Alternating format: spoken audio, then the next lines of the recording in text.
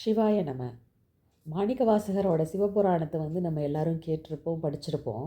அதில் எப்படி பாடல் இருக்கோன்னா, நமசிவாய வாழ்க அப்படின்ட்டு ஆரம்பிச்சுட்டு அடுத்த 17 வரிகள் இறைவனுடைய திருவடிகளை புகழ்ந்து அவர் சொல்லியிருப்பார்.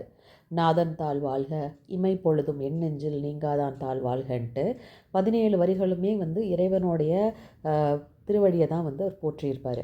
அதே மாதிரி திருவள்ளுவரும் பல இடங்களில் இறைவனுடைய திருவடியை பற்றி பாடல்கள் இயற்றியிருக்கார். பிறவி பெருங்கடல் நீந்துவர் நீந்தார், இறைவன் அடி சேராதார். அப்புறம் வேண்டுதல் வேண்டாமை இலானடி சேர்ந்தாருக்கு யாண்டும் இடும்பை இல.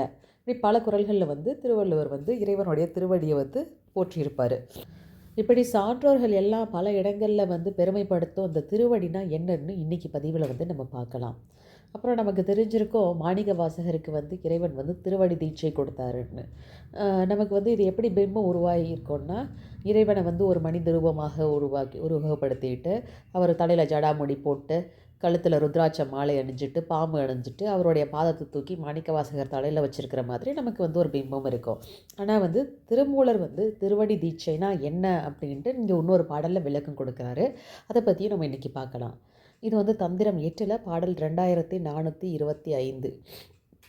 காலும் தலையும் அறியார் கலதிகள் கால் அந்த சக்தி அருள் என்பர். காரணம் பால் ஒன்று ஞானமே, பண்பு ஆர் தலை உயிர் கால் அந்த ஞானத்தை காட்ட வீடு ஆகுமே. இந்த பாடலுக்கான பொருள் பார்க்கலாம். இறைவனின் கால் எது தலை எது என்பதை மூடர்கள் அறிய மாட்டார்கள். கால் என்பது சக்தி, சிவனது அருள்தான் சக்தி. கால் என்பதற்கு காற்று என்றும் ஒரு பொருள் இருக்குது. இறைவனின் தலை என்பது ஞானம். இந்த ஞானத்தை அடையிறதுக்கு நமக்கு இறையோட அருள் வேண்டும். இந்த பாடலே 4வது வரி பாருங்களேன். கால் அந்த ஞானத்தை காட்ட வீடு ஆகுமே. அந்த ஞானத்தை காட்டுறதற்கு நம்ம காலாகிய அந்த சக்தி தான் நமக்கு தேவை. அந்த சக்தி மூலமாக தான் நமக்கு வீடு பெயர் அடைகிறதுக்கான பாதை நமக்கு புலப்படும். இதே இன்னொரு பாடலில் ஒரு வரி வரும். பதி அது தோற்றும் பதம் அது வைமீன். இறைவனின் சொரூப காட்சியை கொடுக்க வல்லது இறைவனது திருவடி அப்படிங்கிறது தான் இதுக்கான பொருள். அதாவது எப்படி யோக பயிற்சியின் மூலமாக மூலாதாரத்தில் இருக்கும் குண்டலினி சக்தி ஆற்றல் சந்திர மண்டலத்துக்கு வருதோ அப்போ அது பராசக்தி ஆகிறது. இந்த பராசக்தியே இறைவனின் திருவடி.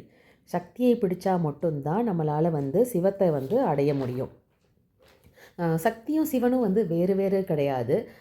ஒரே ஒரே ஆற்றல் தான், அதோட தன்மைகள் மட்டும்தான் வேறு வேறு. சிவனோட செயல்படும் ஆற்றல் தான் சக்தி. இப்போ திருவடி தீட்சைனா என்னன்ட்டு அதுக்கான பாடல் பார்க்கலாம். பாடல் நான் இங்கே அட்டாச் பண்ணுறேன். நான் இந்த வரி மட்டும் சொல்கிறேன். நந்தி தன் தாள் இணை என் தலைமிசை ஆனதே அப்படிங்கிற வரி இருக்குது. அதாவது இறைவனின் திருவடி என் தலையில் சூட்டி அருளினான் அப்படின்னு சொல்கிறாரு. இதுதான் திருவடி தீட்சைன்னு சொல்கிறாங்க. உங்களுடைய குண்டலினி ஆற்றல் எப்போ உங்களுடைய சகஸ்காரத்துக்கு வருதோ அதுதான் இறைவனின் திருவடி நம்மளுடைய தலையில் சூட்டி அருள்றது. அப்போ தான் நமக்கு அதுக்கப்புறம் தான் நமக்கு ஞானம் உதிச்சு நம்மளால் இறைவனுடைய சுரூப காட்சி நமக்கு கிடைக்கும். இந்த திருவடி தீட்சை கிடைச்சதுக்கு அப்புறமே நம்மளுடைய மும்மலங்களும் நீங்க பெறும். மாயையிலேருந்து நம்ம விலகிடுவோம், பற்றுகள் நீங்கும், இறைவனுடைய முழு காட்சியும் நமக்கு கிடைக்கும். இன்னொரு பதிவில் ஒன்று இருக்கும், சிவனார் திருவடி என் மனதில் பதிந்ததுன்னு சொல்லுவாங்க.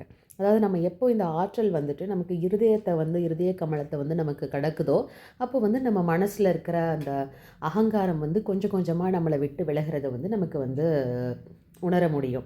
இது எல்லாமே இங்கே திருவடிங்கிறது இது எல்லாமே நமக்கு யோக பயிற்சி முறைகளை தான் குறிப்பிடுறாங்க. யோகத்தின் மூலமாக தான் நமக்கு இது ஒவ்வொரு நிலைமையும் நம்மளால் கடந்து போக முடியும். இப்போ குருமார்கள் முன்ன காலத்தில் இருந்தாங்க. அவங்க தீட்சை கொடுக்கறதன் மூலமாக நமக்கு இந்த குண்டலினி போகிறதுக்கான பாதைகளை நமக்கு கொஞ்சம் அவங்க சரி பண்ணி கொடுத்தாங்க. அப்படியே அவங்க சரி பண்ணி கொடுத்தாலும் பின்னால் அந்த சிஷ்யர்கள் அவங்களோட பயிற்சி மூலமாக தான் அதை அவங்க கண்டினியூஸாக பண்ண முடியும். நம்ம இது மூலம் நம்ம புரிஞ்சுக்கிறது என்னென்னா, திருவடி தீட்சைங்கிறது நம்ம லிட்ரலாக அந்த மீனிங் புரிஞ்சிக்கக்கூடாது. இறைவன் அவருடைய காலத்துக்கே நம்ம தலையில் வைப்பாருன்னு கிடையாது. இது ஒரு யோக முறையே குறிக்குது. நம்மளும் யோக முயற்சியில் பண்ணாதான் நமக்கும் இந்த திருவடி தீட்சைங்கிறது நடக்கும். நன்றி.